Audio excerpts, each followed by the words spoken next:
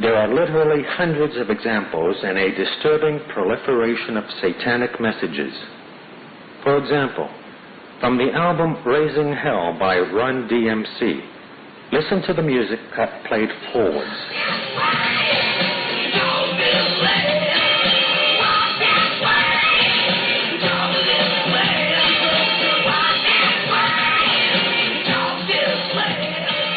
Played backwards, the message is, Hail Satan.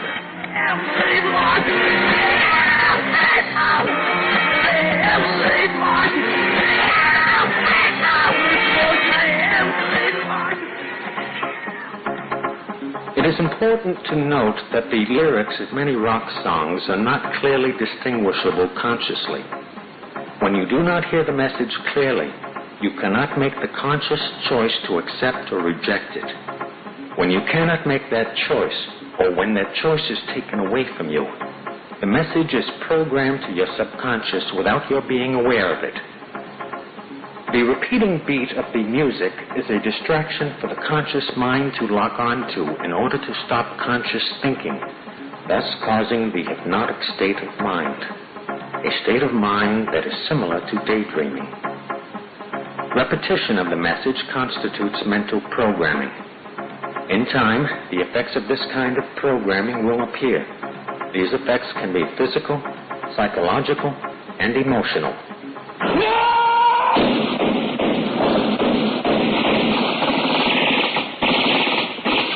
Numerous motion pictures have precipitated violence over the years. The Warriors, one of a number of movies about street gangs, was followed by a rash of violence in cities across the nation. Approximately 28 people died playing Russian roulette in response to seeing The Deer Hunter. The press reported that John Hinckley Jr. told his attorneys that the idea to assassinate President Reagan came to him after seeing the movie Taxi Driver. A report released in 1982 by the National Institute of Mental Health said, violence on television does lead to aggressive behavior by children and teenagers who watch the programs. Dr. Thomas Narut from the U.S. Naval Hospital at NATO headquarters in Naples investigated the use of film to train servicemen who were not inclined to kill to be able to do so. Films were screened which showed people being maimed or killed violently to desensitize the men to those acts. A progressively more graphic depiction of violence in movies, television, and music desensitizes people, especially young people, to real-life violence and increases tension, anxiety, and fear among older people who perceive increasing lawlessness and the breakdown of society.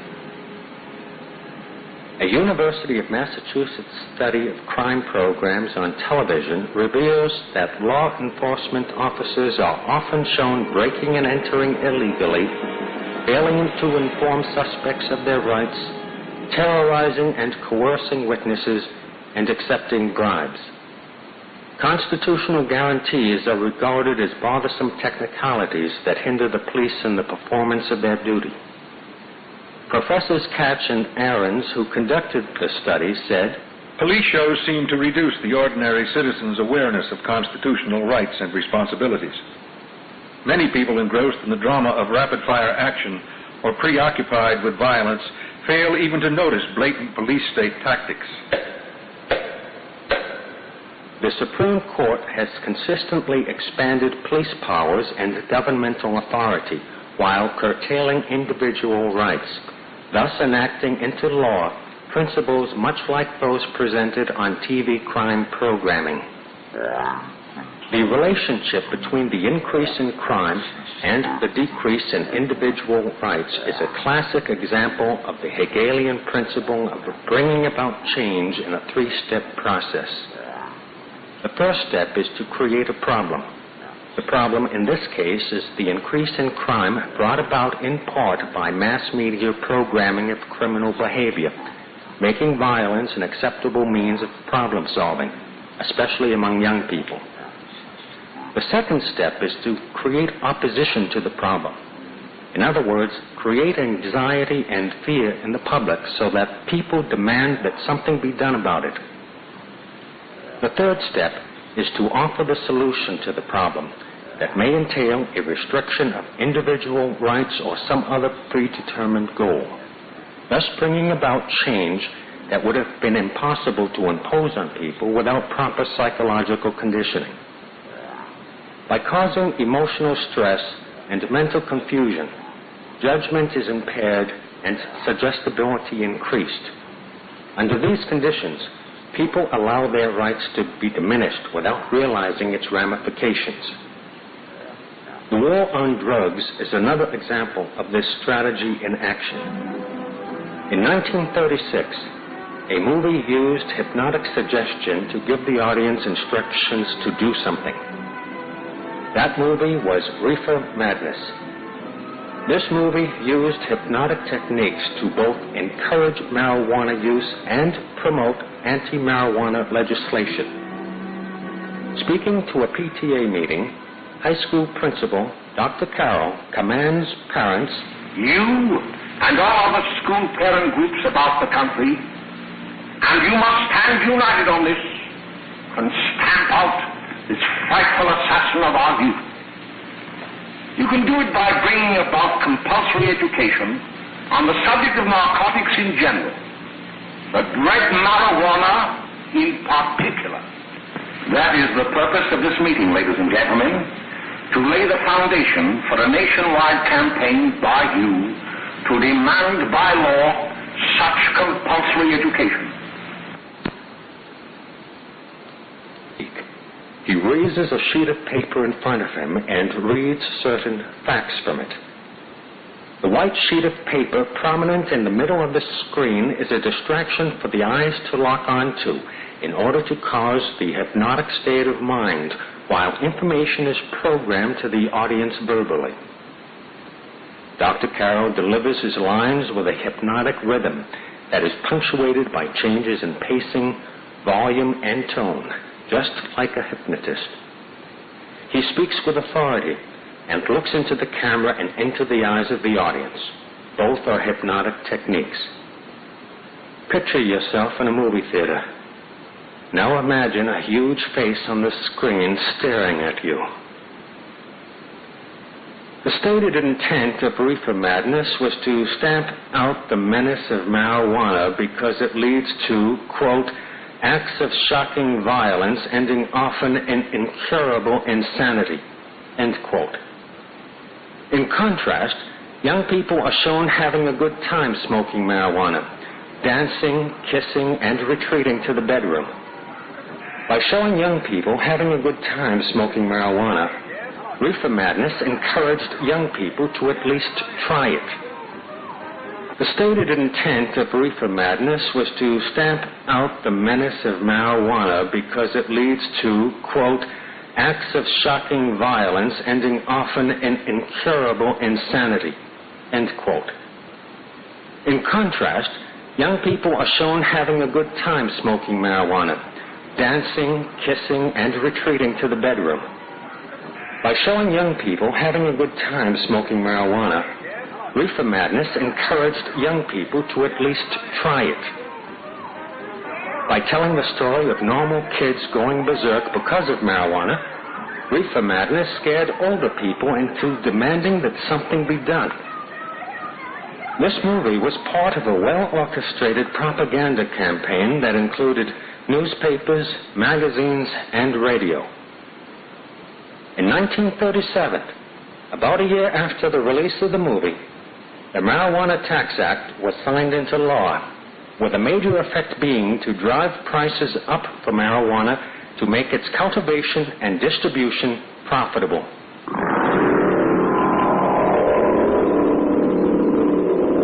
Bertrand Russell, philosopher, educator, and atheist, wrote in his book, The Impact of Science on Society, I think the subject which will be of most importance politically is mass psychology. Its importance has been enormously increased by the growth of modern methods of propaganda. Although this science will be diligently studied, it will be rigidly confined to the governing class. The populace will not be allowed to know how its convictions were generated. There could be no effective propaganda without mass media, former national editor at the Washington Post and dean of the Graduate School of Journalism at the University of California at Berkeley, Ben Bedikian, reported in his book, The Media Monopoly, published in 1983, that 50 corporations controlled most of America's media. When the second edition of the book was published in 1988, that number shrank to 29. In the third edition, published in 1990, the number shrank further to 26. The consolidation of ownership of the press, publishing, radio, television, and film makes the coordination of propaganda possible. The primary means for controlling people is the absolute control of information. Men in power often withhold information for selfish ends. They often present false information as a diversion for the same reason. Words can inform or misinform. What people think can be controlled by controlling information. Schools are institutions commanding trust, respect, and confidence. Picture a child studying in school, reading a book. The printed words are a distraction for the eyes to lock onto. The mind focuses on the content of the book. The information being read is being programmed to the reader's mind. The child has no reason to believe that a book would intentionally contain information that was false, and so accepts it as true, even if the child does not understand it. This is especially true in school, where there is pressure to accept what is presented as true, because that is expected, and compliance determines both your grade marks and future. Repetition of the information constitutes mental programming. Thus, this information is accepted as true without thinking about it whenever it is presented again. The college textbook, Introductory Psychology, 2nd edition, by Jonathan L. Friedman, published by Addison Wesley Publishing Company, contains information that is false. This textbook, used for General Psychology Course 221 at the University of North Carolina at Greensboro, fall semester 1982, says the following about brainwashing. Some people who talk about brainwashing seem to believe that it involves extremely powerful methods that are almost irresistible. However, there is no evidence to suggest the existence of any such methods. In fact, the attempts at brainwashing we know about were not especially successful. This is contrary to numerous documented reports, both academic and governmental, particularly official findings regarding brainwashing of POWs in Korea. There could be no effective propaganda without education. In the early 1900s, there began a dramatic shift in emphasis in American education, from intellectual development to socialization. The goals of education became political and social rather than academic. This was due in large part to John Dewey, who denied the existence of God and moral absolutes. As a result, the concept of right and wrong was removed from the schools, leading to a multitude of problems witnessed today. Professor Dewey based his educational reforms on the experimental psychology developed at Leipzig University by Wilhelm Wundt. Professor Wundt believed that man had no spirit.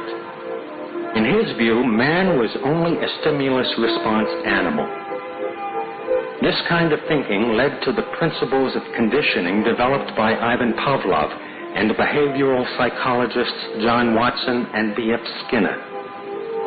As a result, schools became indoctrination centers designed to bring about a new social order. Education of the young is used to condition them to what comes later, thereby eliminating the difference between propaganda and education. The mind is conditioned with vast amounts of information disguised as facts and knowledge and dispensed for ulterior motives.